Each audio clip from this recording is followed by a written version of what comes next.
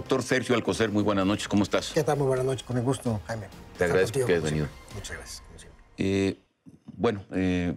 Fuiste subsecretario para América del Norte en Relaciones Exteriores. Sí. Y te he invitado varias veces al programa para abordar el tema de Estados Unidos. Te agradezco mucho que hayas venido. Las elecciones en Estados Unidos están prácticamente a la vuelta de la esquina. Sí. Las encuestas establecen más o menos, bueno, claro que todo está sujeto a lo que pase, que los demócratas llevan una ventaja importante para la Cámara de Representantes. Sí. La pregunta es elemental. Si efectivamente los demócratas ganaran la mayoría en la Cámara de Representantes, ¿se abriría realmente la posibilidad, con un alto grado de probabilidad, de que se viniera un impeachment en Estados Unidos? Bien, primero que nada habría que recordar al auditorio que está cambiándose. La Casa de Representantes son 435 miembros. Todos ellos están sujetos a elección y efectivamente hay un 80% de acuerdo con las cifras de que los demócratas retomen el control de la Cámara. No es extraño, siempre en las elecciones intermedias hay un cambio en la predilección del electorado. Participan menos el electorado americano en las votaciones intermedias. Y esto es importante frente a lo que pueda pasar en el escenario del 6 de noviembre, de que puedan ganar los demócratas. No se deben de confiar porque Trump fue muy hábil a movilizar el voto rural en su momento en la votación presidencial y es un voto muy duro a favor de él. Si él logra movilizarlos, puede apretar en algunos de los distritos la votación y no necesariamente puedan tener una gran mayoría tan clara los demócratas. Si todo se mantiene como hasta ahorita lo están estableciendo las estadísticas y las encuestas, sí va a tener un control de los demócratas. Ahora, de ahí a que automáticamente se pueda dar un proceso de impeachment, yo todavía lo veo un poco más alejado. O sea, necesitas tener tanto del lado de los senadores como del lado de los congresistas un completo acuerdo en que hay que proceder hacia el impeachment. En ese caso... O sea, mayoría en los dos casos. En el caso del Senado no hay clara mayoría ahorita por parte de los demócratas que lo puedan tener en las siguientes elecciones. Lo más probable es que sean los republicanos que lo mantengan los republicanos, o bien en el mejor de los casos que prácticamente hay un empate, 50-50, recordemos son 100 senadores, y el desempate lo tiene el vicepresidente de los Estados Unidos, que naturalmente pues, votaría a favor de los republicanos. Entonces, yo creo que no estamos todavía en un escenario tan favorable como para que pueda darse un impeachment. Digamos, algo que sí es interesante es lo que se filtró en semanas anteriores del segundo del Departamento de Justicia, Rosenstein, en el sentido de que él había sugerido de que se le grabara al presidente Trump, incluso que se discutiera ya la posibilidad de echar a andar la modificación 25 de la Constitución. ¿Tú consideras que este rumor, especie de rumor, tiene realmente sustento? Yo creo que sí lo tiene. Yo creo que el hecho de que el propio presidente ventilara que estuviera pensando en cambiar a Rosenstein, yo creo que sí hay algo de verdad en esto. Y además creo que esto se ha venido pues, aportando elementos complementarios a través el libro de los libros. Está el libro de Woodward, el de Fear, y por otro lado está el de Clapper, que era el anterior encargado de la inteligencia de los Estados Unidos, que también se llama Facts and Fears, por cierto, o sea, hechos y miedos, en donde curiosamente coinciden con el concepto de Fear, de lo peligroso que puede ser el mantener a un Trump sin ningún control. Nos faltó otro libro, pero no creo que hoy quieres hablar mucho del de Stormy Daniels. Ese no lo he leído. No, bueno, ese lo dejamos en el tintero. Pero a propósito de Stormy Daniels, también hay un dato importante, ¿no? Que es el caso del abogado personal de Trump, Cohen, que reconoce que le dio los $130,000 y que ahora se establece que estos $130,000 podrían considerarse como una violación de la ley electoral porque habrían sido como una especie de gasto de campaña no declarado. Exacto. Eso es relevante, ¿no? Eso es relevante, como también es relevante el hecho de Manafort, su primer director de campaña, en donde también reconoce que hay violaciones a los principios, en este caso por haberse acercado a funcionarios del gobierno ruso. Y bueno, pues todo eso contribuye al mismo ambiente contrario a Trump. Ahora, si ganan los demócratas la Casa de Representantes, vamos a ver a un Trump mucho más agresivo, mucho más violento políticamente contra sus opositores y va a poner en una situación muy compleja a los republicanos, porque los republicanos lo que quieren es mantener el control del Congreso dentro de 2 años y, por supuesto, mantener el control de la presidencia. Si eso lo hacen a través de Trump, bien, y si no, buscarán otro candidato. Si no logran pasar nuevas legislaciones, nuevas modificaciones legales en el Congreso, eso le puede costar a los republicanos frente al electorado pues un alto precio, una ineficiencia que se pueda finalmente traducir en votos en contra. Entonces, los republicanos van a tener que jugar un equilibrio muy complejo de, por un lado, contener al presidente en la medida de lo posible, tratar de negociar con los demócratas el paso de ciertas legislaciones, de ciertas leyes, para que puedan presentarse dentro de 2 años con un electorado con resultados para poder ganar la elección dentro de 2 años. Entonces, los republicanos la tienen complicada también. La reforma fiscal de Trump, en lo inmediato, parece estar dando buenos resultados. ¿O estoy equivocado? Ha dado buenos resultados, sin embargo, con el tiempo tendrá que erosionarse, tendrá que disminuir su efecto. ¿Pero cuánto tiempo? Probablemente estamos hablando de 1 año, no mucho más que eso. Bueno, para las elecciones entonces es un elemento a favor. Sin duda, pero además recordemos que hace unas semanas aumentó, un par de semanas, cosa del estilo, aumentó la Reserva Federal las tasas de interés en Estados Unidos de 2 a 2.25. Eso también es un indicativo de que probablemente vaya a desacelerarse la economía estadounidense. Eso les da margen de maniobra a la Reserva para poder actuar, para poder controlar la inflación. Y esto pues, tendrá un efecto necesariamente dentro de 2 años.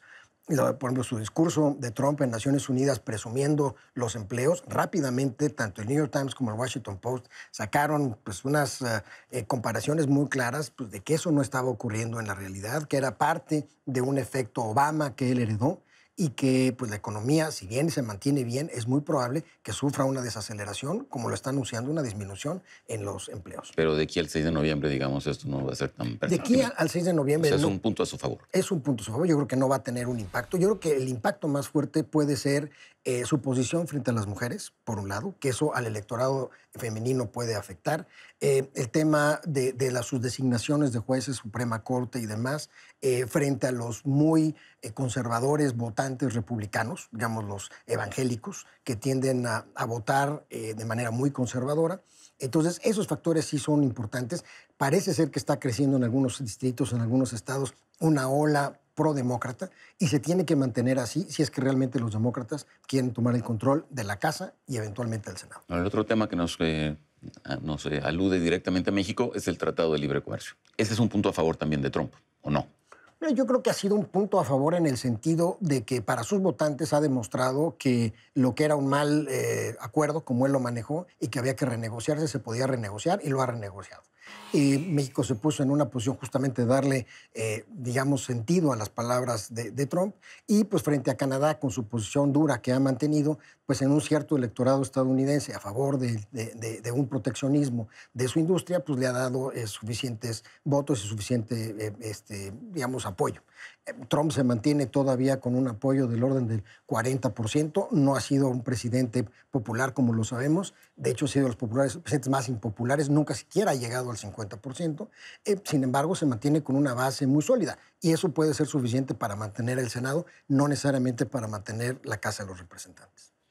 Ahora, claro que no se pueden hacer este tipo de proyecciones y mucho menos en este momento, pero si efectivamente los demócratas ganaran la Casa de Representantes y, en fin, se viniera el siguiente periodo de este gobierno y no hay impeachment, pues Trump sí tendría posibilidades de estar pensando realmente en su reelección.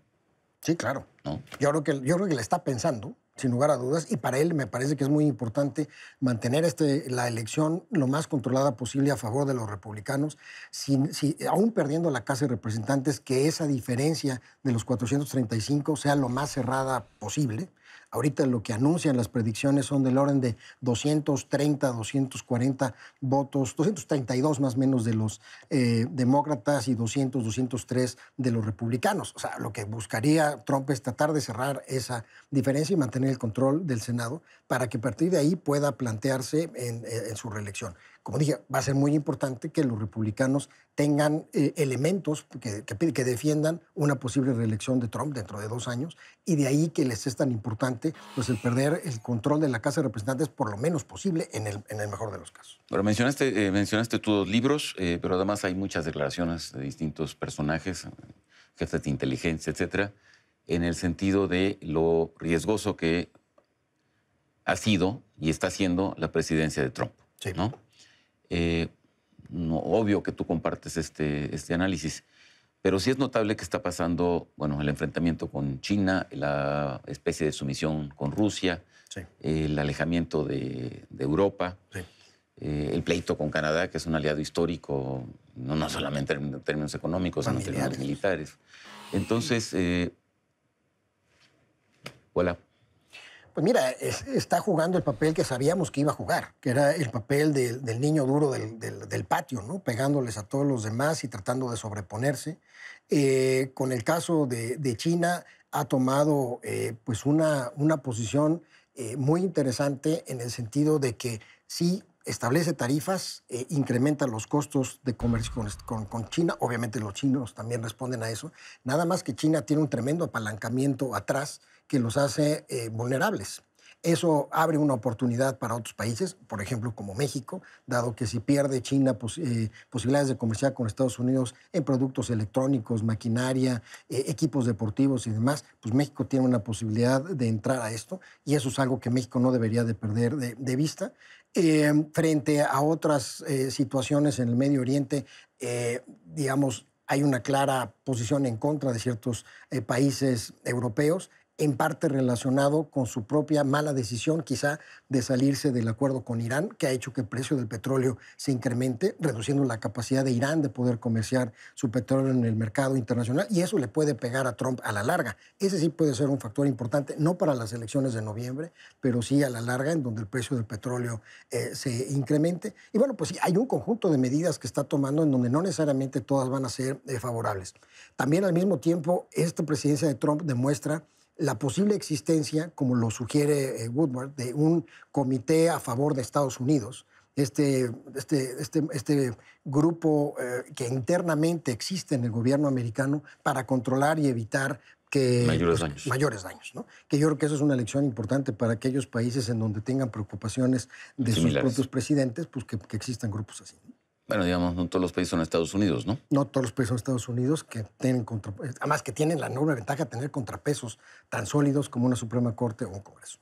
Claro que en el caso de Estados Unidos, aparte, bueno, pero más allá de eso, lo que sí se puede esperar es que la cacería de brujas que emprenderá Trump, si gana si sale más o menos bien librado esta elección, o si no sale tan bien, será justamente contra este tipo de quinta columna que tiene en la Casa Blanca, ¿no? Seguramente, y ya se ha ido librando de varios de ellos, no necesariamente por esas razones, el caso de Tillerson. Sin embargo, bueno, pues ha habido poco a poco una purga, y esto pues es un enorme riesgo para Estados Unidos y para el mundo en general, pues por la situación. Yo creo que el discurso que dio en Naciones Unidas lo pinta exactamente como es, y el hecho de que pues la Asamblea lo haya tomado de una manera pues tan, diría yo, cómica, jocosa, pues creo que pues, señala exactamente cuál es la actitud del mundo frente a un presidente como Trump, sin olvidarnos que tiene el control de las armas nucleares, ¿no?